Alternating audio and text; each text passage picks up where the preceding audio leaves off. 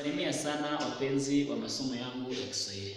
Ndabasubije cyane abakunzi b'amasomo yanjye y'Ikiswahili. Leo tunaendelea na somo lipya. Uyu munsi turakomeje n'isomo rishya. Isomo ry'uyu munsi tugiye kurebera hamwe uburyo dushobora kuba twakora amagambo mashya cyangwa se twarema amagambo mashya dufatiye ku nshinga imwe ikabyara inshinga nyinshi.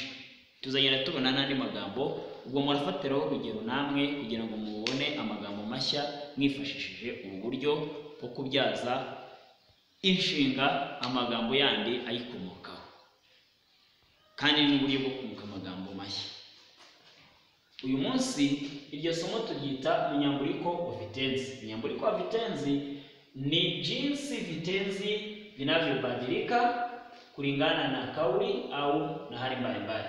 Ni uburyo inshinga zihinduka bitewe n'uburyo butandukanye. Turatangira.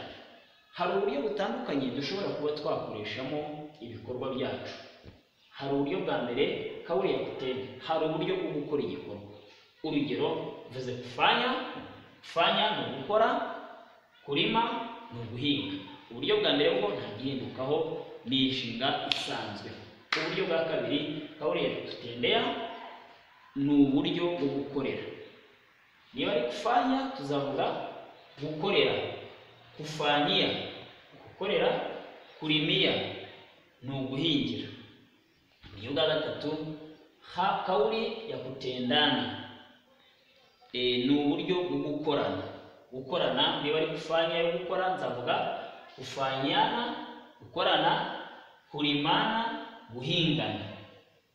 Uburyo bundi bwa kane kauli ya kutendwa, uburyo bwo gukorwa.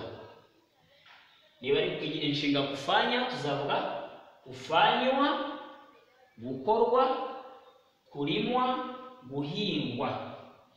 Uburyo bwa gatanu kauli ya kutendeana, uburyo bwo gukorerana. Kufanyiana, gukorerana, kurimiana, guhingana. Uburyo bundi bukurikiyeho ni kauli ya kutendewa, gukorerwa. Noneho tuzavuga kufanywa, gukorerwa, kurimiwa, guhingirwa. Aya ni amagambo agenda yiyongeraho. Kauli ya kutendeka, kutendeka ni uburyo noneho bwo gukoreka. Tuzavuga kurimika, guhingika, kufanyika, gukoreka. Noneho tukajya ku bundi buryo bukurikiyeho kauli ya kutendesha, uburyo bwo gukoresha. Nzavuga